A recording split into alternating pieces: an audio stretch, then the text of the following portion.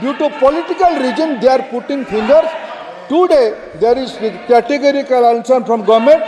Due to Supreme Court's guidance and the instruction, single examination, All India pattern examination is very successfully on. And regarding Tamil Nadu, sir,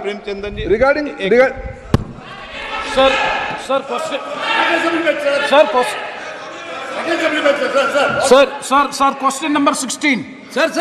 No, how can Same question.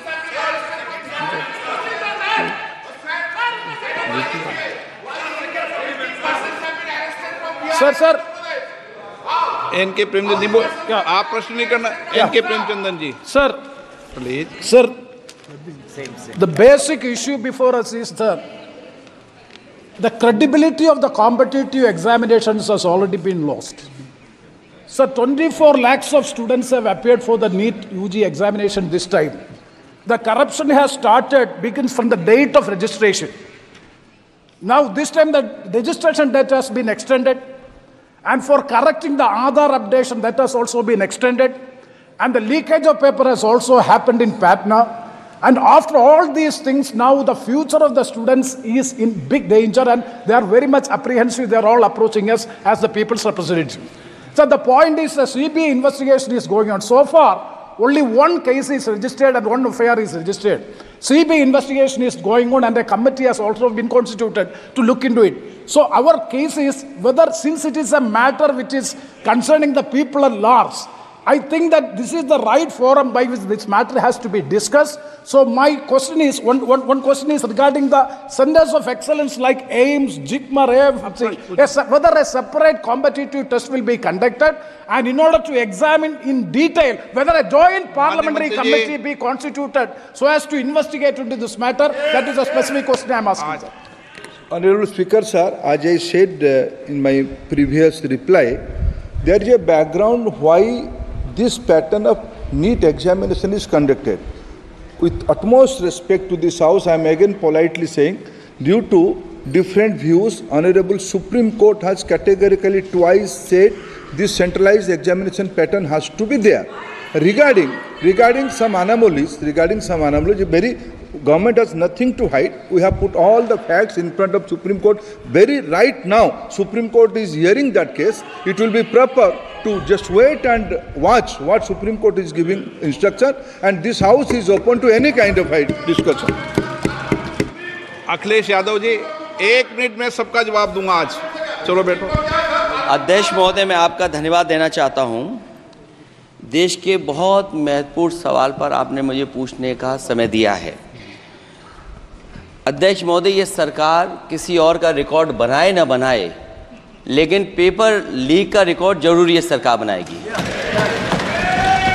अध्यक्ष महोदय, मुझे इसके background में नहीं जाना है कि पूछें. अध्यक्ष महोदय, मुझे बैकग्राउंड में नहीं जाना है कि कब, कैसे, किस संस्था को बनाया गया है.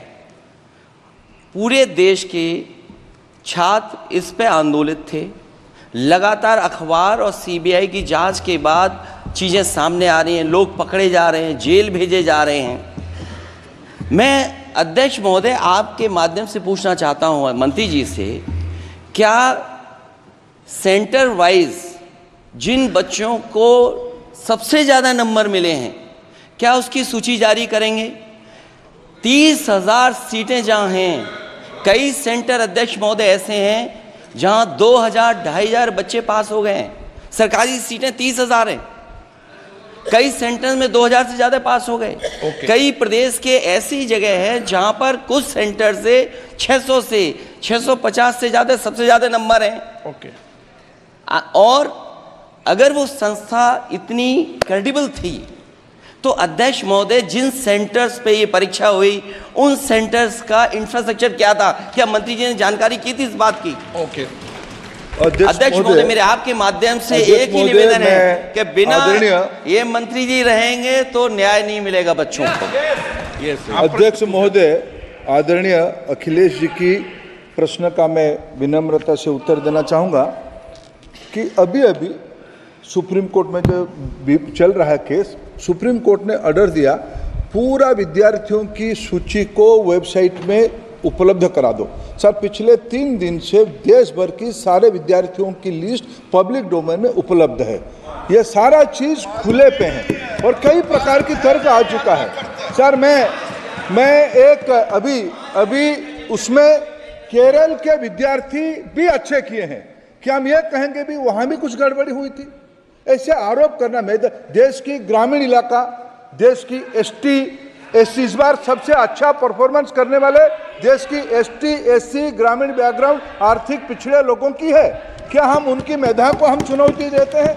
और बाकी रहा क्वेश्चन पेपर लीक की, सर मैं शुरू से मेरा एक स्टैंड रहा, राजनीति नहीं करना, लेकिन अखिलेश जी जब वहाँ दायित्व में थे उस सूबे की, सर सारे सूची है कितने बार उत्तर प्रदेश में क्वेश्चन पेपर लीक हुए हैं। माननीय एक मिनट प्लीज, एक मिनट। राहुल गांधी जी, आप प्रश्न पूछना चाहते हैं? Speaker sir, it's obvious to the whole country.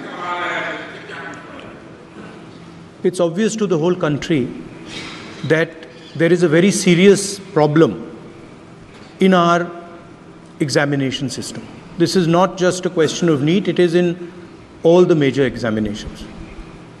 Now, the minister has blamed everybody except himself. Right?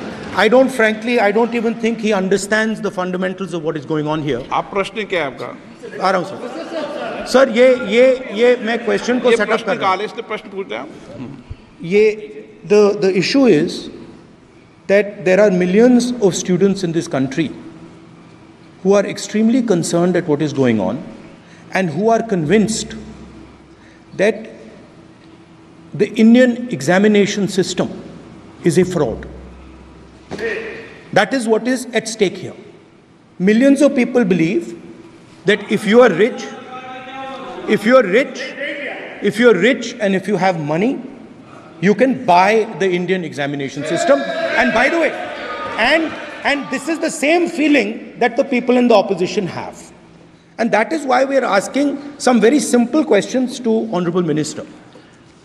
Number one, as this is a systemic issue, what exactly are you doing to fix this issue at a systemic level? Yes. That's the first question.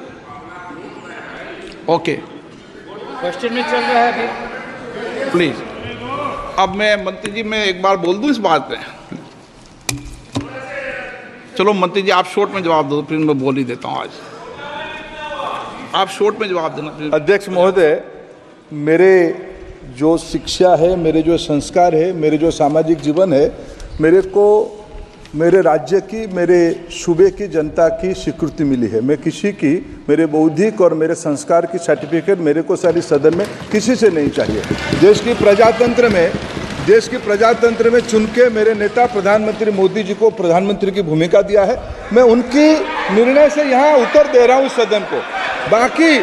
बाकी ये कहना चिल्लाने से सच झूठ नहीं हो जाएगा साहब। ये जो कहा गया देश की अभी की एग्जामिनेशन सिस्टम रबिश है सर, इससे दुर्भाग्यजनक बयान देश की नेता प्रतिपक्ष का कुछ नहीं हो सकता है सर। मैं कठोर शब्द से उसको निंदा करता हूँ।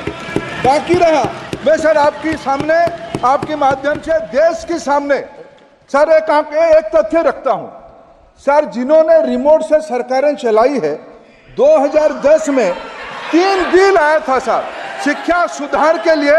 उन्हीं की पार्टी के नेता आदरणीय कपिल सिब्बल साहब 3 बिल लाए थे। उसमें से एक बिल था एजुकेशन, उसमें एक बिल था prohibition of unfair practice bill 2010, जिसकी उद्देश्य एजुकेशन इंस्टीट्यूशन में माल प्रैक्टिस को बंद करना। सर मेरे सरकार की हिम्मत है, अभी हमने पब्लिक एग्जामिनेशन की रेगुलरिटीज में बिल लाए, कानून बनाए। क्या मजबूरी था कांग्रेस पार्टी की, क्या मजबूरी था नेता प्रतिपक्ष की? उन्होंने उस बिल को उल्टा किया, किसके दबाव में उल्टा किया?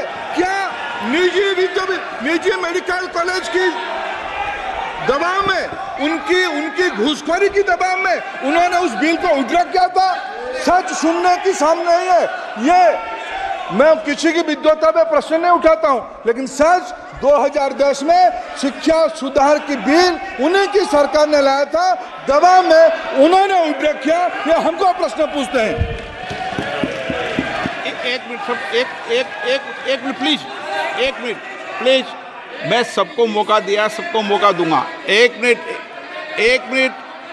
मिनट माननीय सदस्य, प्लीज एक मिनट बैठिए। प्लीज बैठिए, आप पहली बार। हाँ, एक मिनट।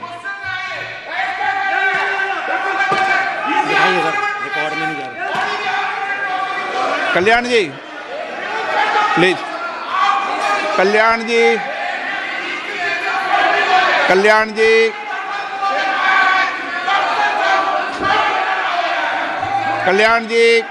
प्लीज, कल्याण प्लीज एक मिनट प्लीज, एक मिनट सबको मौका दूंगा, एक मिनट प्लीज, एक मिनट। माननीय सदस्यगण, विषय महत्वपूर्ण था, मैंने सबको अलाउ किया,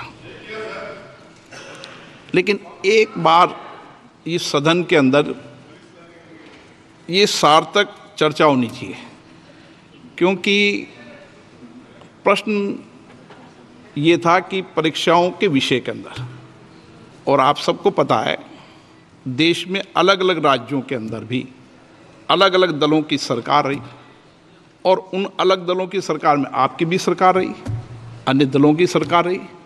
वहाँ भी कई बार प्रश्न लीक हुए, प्रश्न पत्र लीक हुए और परीक्षाओं पर प्रश्न उठे। मेरे सवाल, एक मिनट मैं बता रहा हूँ जिसको, आप पूरी बात सुनिए मेरी।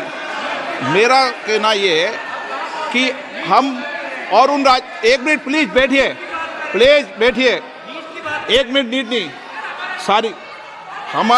हमारा सवाल ये है कि हम यहाँ इसलिए चिंता के लिए बैठे हैं कि भविष्य में हमारे विद्यार्थियों के भविष्य पर कोई विषय न उठे, इसलिए किस तरीके का मैकेनिज्म डेवलप करें, परीक्षाओं का क्या बेहतर सिस्टम डेवलप करें, इसमें सबके सुझाव आए ताकि भविष्य के अंदर, और उसके लिए जो उत्तम सुझाव हो सकते हैं सरकार भी उस उत्तम सुझावों को मानेगी। एक मिनट, लेकिन हम अगर सारे परीक्षाओं पर सवाल उठाएंगे तो कई राज्यों में कई दलों की सरकार है जो परीक्षाएं आयोजित करती रहती है। हम सारी परीक्षाओं पर सवाल उठाएंगे तो जो बच्चे उत्तीर्ण होते हैं उनके भविष्य पर और भारत की परीक्षाओं पर, भारत की शिक्षण व्यवस्थाओं पर पूरे विश्व में एक बहुत गंभीर असर पड़ेगा, जो सदन की चिंता का विषय है। और इसके लिए सभी राज्यों ने अपने अपने यहाँ कानून बनाए, संसद ने भी कानून बनाए। कानून बनाने के अलावा इस विषय के अंदर एजेंसी जांच कर रही है, कोर्ट निगरानी कर रही है। हमारा सवाल ये होना चाहिए कि हम कैसे सकारात्मक रूप से सुझाव देकर इस सिस्टम को और बेहतर कर सकते हैं, ये होना चाहिए। आरोप प्रत्यारोप से सदन नहीं है, आप बेहतर सिस्टम डेवलप करो। और कभी भी सारे एग्जामिनरों पर सवाल उठाना सदन के लिए उचित नहीं है। ये सदन इसके लिए है भी नहीं platform. No question number 3, Shri D Prasad Rao. प्रश्नकाल में सबको सवाल उठाने दिया और एक बार सवाल उठाने के बाद दोबारा नहीं उठाने दिया जाता। संसद नियम प्रक्रियाओं से चलती है और नियम प्रक्रियाओं से मैंने चलाया। श्री डी प्रसाद राव, प्रश्न नंबर 3। 9